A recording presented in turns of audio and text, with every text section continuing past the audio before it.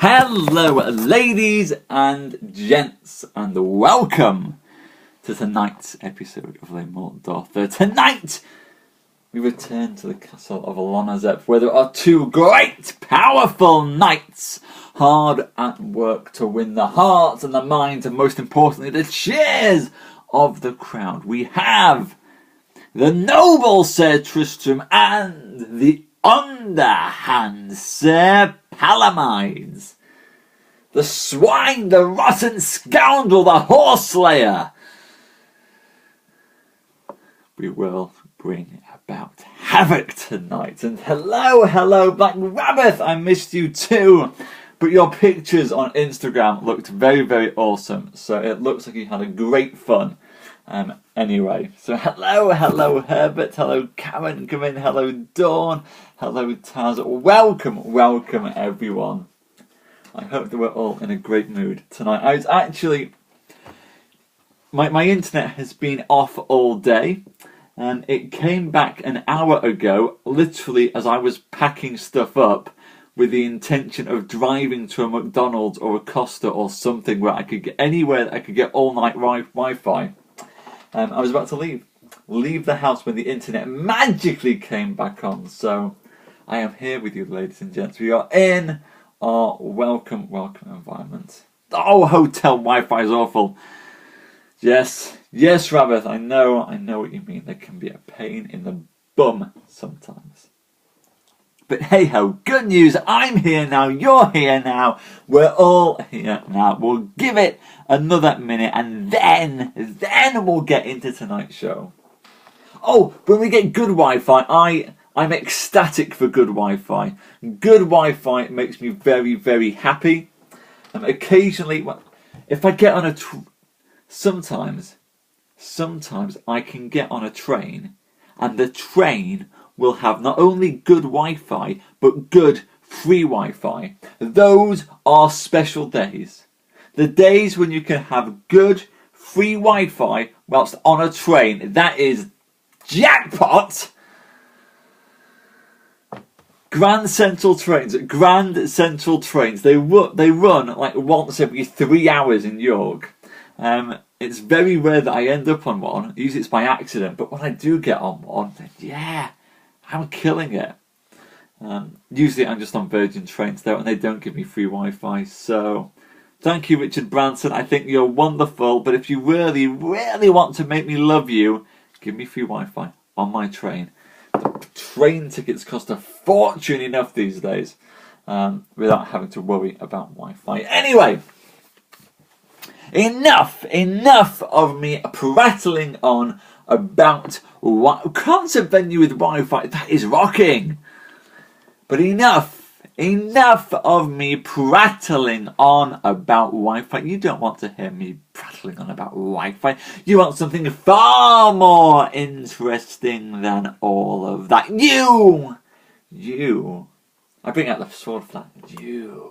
You've come here to hear of the tale of Sir Tristram and his nemesis, Sir Palomides, who even as we speak here, ladies and gents, even as we speak in this room, even as we come together here, Sir Palomides is preparing to stalk Tristram upon the field of the tournament of Lonazep. That's right, ladies and gents. What has begun as a friendly grand melee between the different opposing forces has quickly turned into something far more sinister, far more cruel, far more wretched, far more laced with a desire for vengeance, jealousy over true love, and an overwhelming urge to smite our opponents. That's right, ladies and gents. We are currently on the second day of the battle before Lonazep. At the first day, Sir Palomides did exceedingly well. Tristram was having an off day, and Palomides, inspired by the sight of the beautiful Isolde, went and did greater deeds than he had ever done before in his life, to the point where he became crowned as the winner of that day. But the second day has come now, ladies and gents. The second day has come, and Sir Palomides' skills in battle have begun to fail. Yeah, I will shave at some point. At some point, I will remember to shave.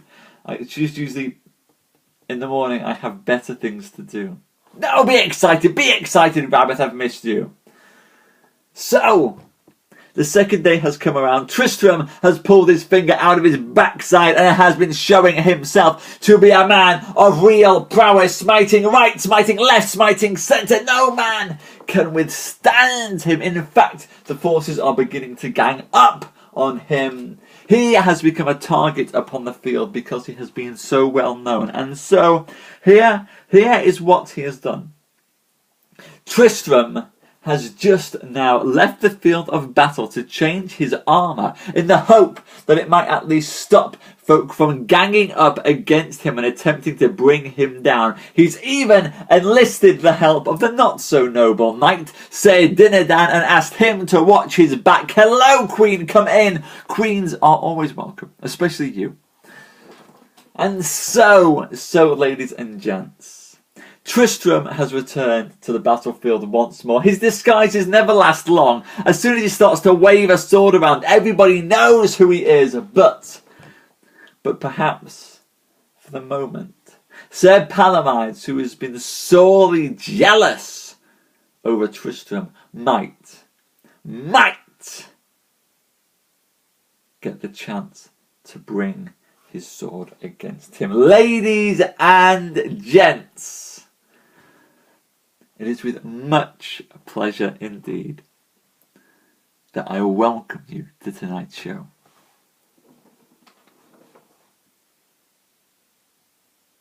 Immediately, Sir Palomides saw that Tristram had disguised himself. And once Palomides realised that Tristram was in disguise, then he thought to do him great shame. And so, Sir Palomides rode to a knight who was sorely wounded and sat under a farewell away from the field. "Sir Knight," said Palomides, "I pray you, lend me your armour and your shield, for mine is over well known in this field, and has done me great damage. And you shall have my armour and my shield, that is as sure as yours." "I will well," said the knight, "that you have my armour and my shield, if they may do you any avail." So Sir Palomides armed himself hastily in the king's armour, and his shield that shone as any crystal or silver. And so he came riding into the field once more, and then there was neither Sir Tristram nor none of King Arthur's party who knew Sir Palomides. And right so. As Sir Palomides was come into the field, Sir Tristram smote down 3 knights, even in the sight of Sir Palomides. And then Sir Palomides rode against Sir Tristram, and either one met each other with great spears, and they burst in their hands. Then they came and dashed together with their swords eagerly, and Sir Tristram had marvel at what knight he was facing, for he was so passingly strong, and did battle so knightly against him. Then was Sir Tristram angry, for he felt this knight's strength, and he deemed that he might not have ado with the remnant of the knights, because of the strength of this man, Sir Palomides. And so they lashed together and gave many sad strokes together, and many knights marvelled at what knight he might be who encountered with the Black Knight Sir Tristram. Full well knew the beautiful Isolde that there was Sir Palomides who fought with Sir Tristram, for she saw all in her window where she stood, as Sir Palomides changed his harness with the wounded knight.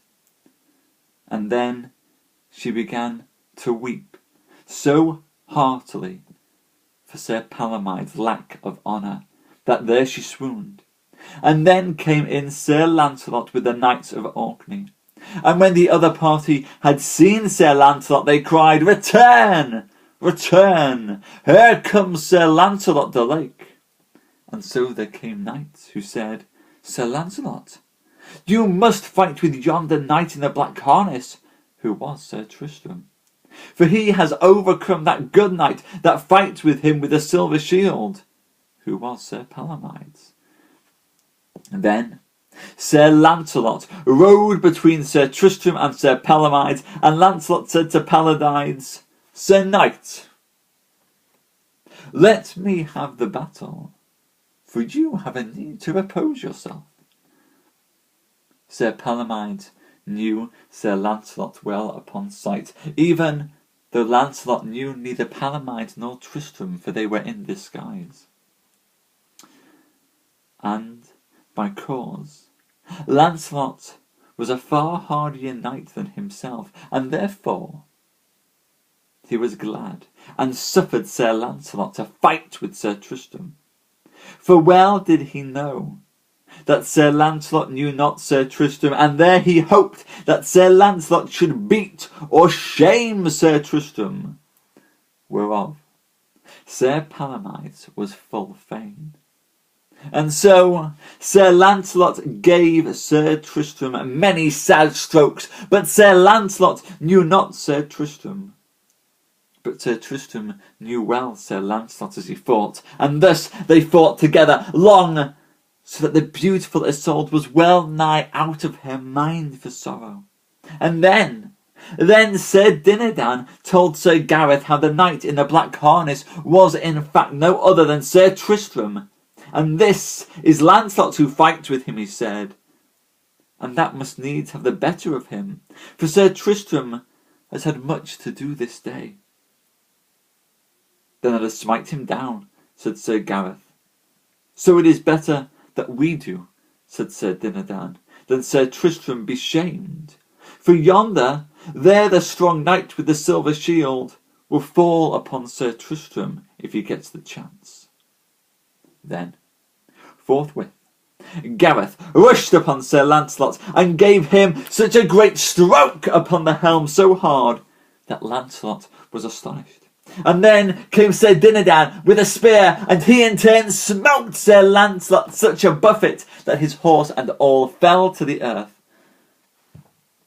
"Jesus," said Sir Tristram to Sir Gareth and Sir Dinadan, "fie for shame! Why did you smite down so good a knight as he is, and namely, when I was already engaged in battle against him? Hello, Jason, come in.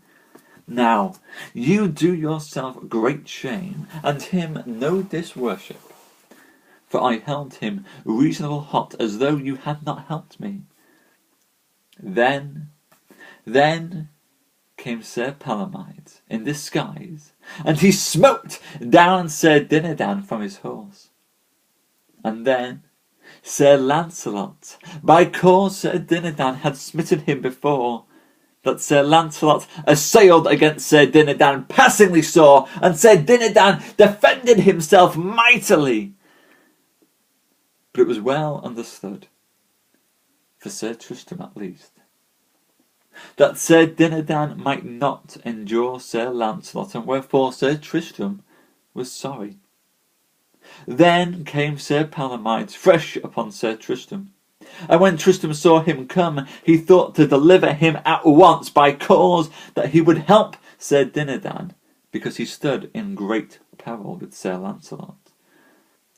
Then Sir Tristram hurtled unto Sir Palomides, gave him such a great buffet, and then Sir Tristram got Palomides and pulled him down beneath him. And so fell Sir Tristram with him, and Sir Tristram leapt up lightly and left Sir Palomides, and he went between Sir Lancelot and Dinadan, and then they began to do battle against each other once more. Right so Sir Dinadan went, and he raised up his sword to fight against him, and he got Sir Tristram's horse, and set on nigh so that Sir Lancelot might hear it. my Lord Tristram, take your horse. And in that moment, when Sir Lancelot heard his opponent named as Sir Tristram, he stopped. Jesus, said Lancelot, what have I done? I am dishonoured. Ah, my Lord Sir Tristram, said Lancelot, why were you disguised? You have put yourself in great peril this day, but I pray you, noble knight, to pardon me. For had I known you, and had I known this battle, I would not have fought you. Sir, said Tristram, this is not the first kindness that you have shown me. And so they were both horsed again. And then all the people on the one side gave Sir Lancelot the honour and the degree of victory, and on the other side all the people gave to the noble knight Sir Tristram the honour and the degree of victory. But Sir Lancelot said, no, for I am not worthy to have this honour. For I will report myself unto all knights that Sir Tristram was longer in the field than I this day, and he has smitten down many more knights this day than I have done, and therefore I will give Sir Tristram my voice and my name. And so I pray all my lords and fellows to do so as well. Then there is the whole voice of dukes and earls, barons and knights, who said that Sir Tristram on the second day was proved to be the best knight. Halfway, ladies and gents. Halfway through tonight's tale, and already we have seen that Sir Tristram was victorious on the second day. He fought against Sir Lancelot, the greatest knight in all the realm, for the second time in out-and-out combat, and for the second time it ended in a draw. This time, Sir Lancelot pronouncing Tristram to be the greatest knight of the battle that day, for he had spent longer in the field. Palomides, of course, who could not defeat Sir Tristram, departed, lacking honour once more. Oh, it's impossible to like that Palomides, isn't it? Anyway, the second half of tonight's tale.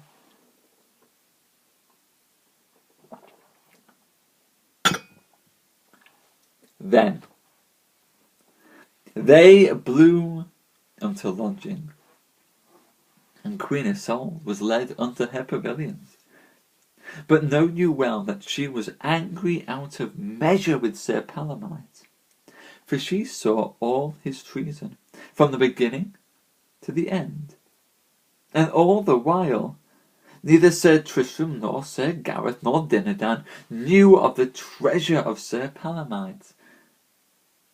But afterwards you shall hear that there befell the greatest of debates between Sir Tristram and Sir Palomides that ever might have been.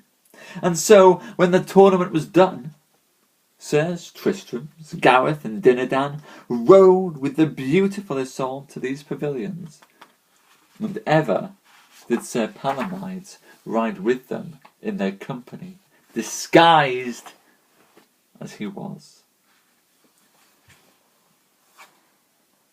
But when Sir Tristram had seen him, and realised that he was the same knight with the shield of silver that had held himself so hot that day, he said, Sir Knight,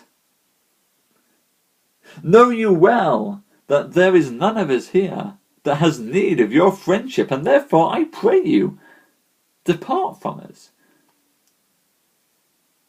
Sir Palomides answered as if he did not know Tristram. Know you well, Sir Knight, from this fellowship I will never depart, for one of the best knights of the whole world commanded me to come and join your company, and until he asks me to leave, I will not be discharged. By the sound of his voice, Tristram thus realised that the man before him was Sir Palomides. Ah. Sir Palomides, said Tristram, are you such a knight? You have been named wrong, for you have long been called a gentle knight by many, and yet, as this day you have showed me great ungentleness, for you had almost brought me to my death. But as for you, I suppose I should have done well enough had not Sir Lancelot come and saved you. I know no knight living other than Sir Lancelot that is over good for him, and he will do his uttermost to defend the knight's honour. And he did so wrongfully here.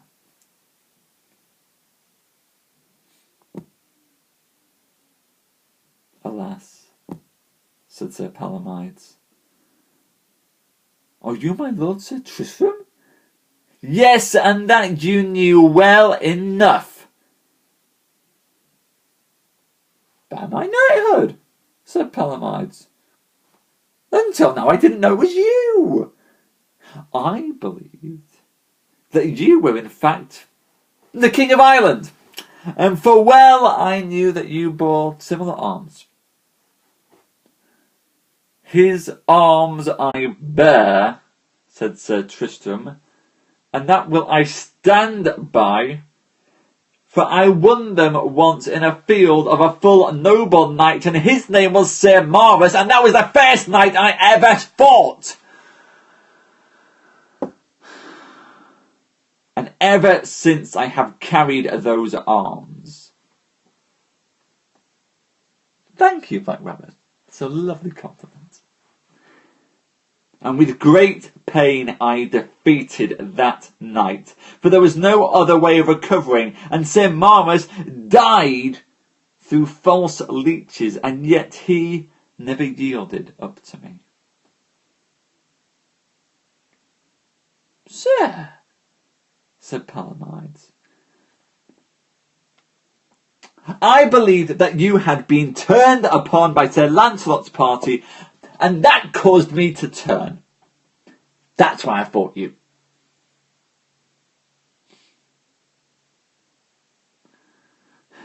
Fine, you say well, said Tristram, and so I take you and I forgive you. Until they rode to their pavilions. And when they were alit, they unarmed themselves and washed their faces and their hands, and they ate meat, and they were set at their table. But when Isolde saw Sir Palomides, she changed then her colours, and for anger that she might not speak. Gandalf eyebrows. It was then that Sir Tristram saw her countenance and said, Madam, what causes you to make such cheer? We have been sorely worked this day. My own lord, said the beautiful Isolde, for God's sake, don't be displeased with me, but I may not otherwise do. For I saw this day how you were betrayed and almost brought to your death. Truly, sir, I saw every part of it, and how and in what way, and therefore, sir, how should I suffer in your presence such a felon and a traitor as Sir Palomides? For I saw him with my own eyes, of how he beheld you when he went out of the field, and forever he hove still upon his horse until he saw you come again, and then forthwith I saw him ride to the hurt knight, change his harness, and then he rode on to the field, and anon he found you, encountered with you, and thus wilfully did Sir Palomides do battle against you. And as for him, sir, I was not greatly afraid, but I dreaded sorely Lancelot, who knew you not.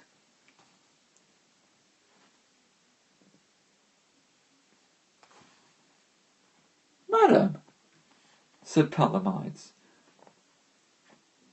you may say whatever you will, and I might not contradict you, but by my knighthood, I didn't realise it was Sir Tristram,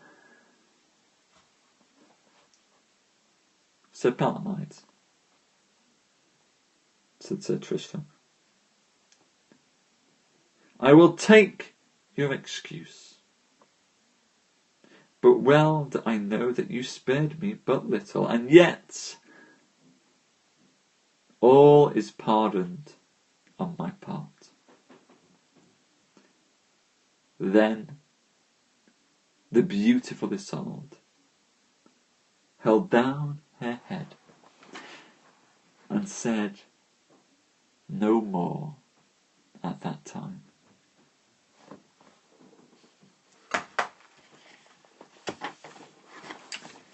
I think that Tristram should have listened to the beautiful Isolde a little bit more there. Isolde was bang to rights, calling Palomides out as a treacherous wretch. A man who almost tried to slay and murder Sir Tristram. Not a nice man at all, ladies and gents. A man who, as we well know, is a horse murderer. I wouldn't allow him in my company. I wouldn't forgive. I'm difficult to forgive in the first place. Tom, we are reading Sir Thomas Malory's Les Morte D'Arthur. I've just finished telling the tale of the battles of Lonazep. All has now come to an end there. All has reached its end. We're almost, in fact, at the end now of the tale of Tristram and Isolde. Completely. The quick rundown: Sir Tristram, second greatest knight in all the realm and most faithful knight in all the realm, is deeply in love with Isolde, Queen of Cornwall. Isolde, in turn, is deeply in love with Sir Tristram. Unfortunately, she's married to another man, a man who is the most treacherous, most wretched king in the entire planet, that is King Mark of Cornwall. And so, after suffering many humiliations, after trying to hide their passions for years, after being caught, thrown into prisons, thrown to lepers, thrown to the rocks of the Cornish Sea, finally Tristram and Isolde have escaped from King Mark and Cornwall and come to stay in Britain with their friend Sir Lancelot. And there in Britain, Sir Tristram is now going on all manner of adventures, but for the moment, at every turn he takes, he's being dogged by Sir Palomides. Sir Palomides, who is hardly a kind knight. Sir Palomides, who he fought with when he first met Isolde, fought with the right to woo Isolde. And Sir Palomides, who has never forgiven him. Sir Palomides, who has never defeated him in honest combat. Sir Palomides, who has now taken in every single turn that he might find a way to defeat Tristram, even if he does so in a most unchivalrous way. For we only like to be chivalrous on this show.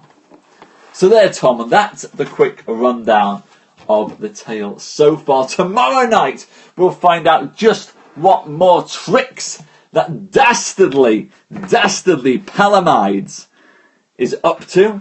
Tomorrow we'll find just how Tristram managed to defend himself. Right, thank you, Luke. Luke, these are the old stories of King Arthur. 9 o'clock UK time, which I think is 4 o'clock Eastern Standard Time, 1 o'clock Pacific time. I've learnt some extra time zones. They are saved on Catch, or if you go to SimonTellsTales.com. Yep, 9 o'clock GMT, Tom. 9 o'clock GMT, right here. I like GMT and GMT. GMT works. So I will see you there. But yes, Willow, if you go to SimonTellsTales.com, you'll find all the shows on there and you can watch them to your heart's content. There you go, Simon Tells Tales, not Sumo Tells Tales. Sumo Tells Tales would be the same story as this, but told by a much larger guy. Simon Tells Tales, Tom. SimonTellsTales.com. Now, I like sumo. I like the idea of me putting on a sumo wrestling suit and coming out and doing it there. That is the way that we should do it. It would be jolly, jolly good fun. Maybe if we get to 2 million hearts, we might be able to do singing magic dance from Labyrinth and singing magic dance whilst dressed in a sumo wrestler's outfit. No promises, but it's a possibility, isn't it? And you've got to have a possibility. Well, don't worry, Karen. It's not all sadness. Not all sadness at all. Because we're about to start, Jackie, we're about to start Poetry Live for the evening. And tonight, I will see you tomorrow, Tom. Have a wonderful, wonderful night. For the rest of you, though, Poetry Live is about to start on Periscope. Tonight in Poetry Live, we are going to be reading some Anglo-Saxon poetry. Don't worry, it's translated.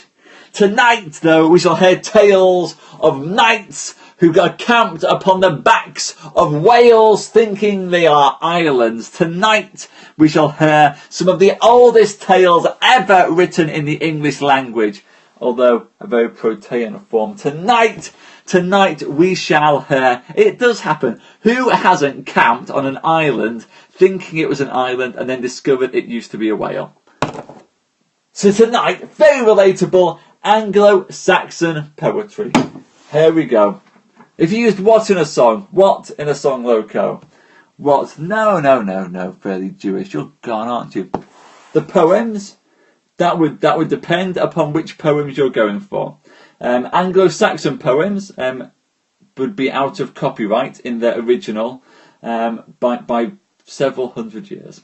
Anyway, I'll see you all very, very soon for the next episode of Poetry Live.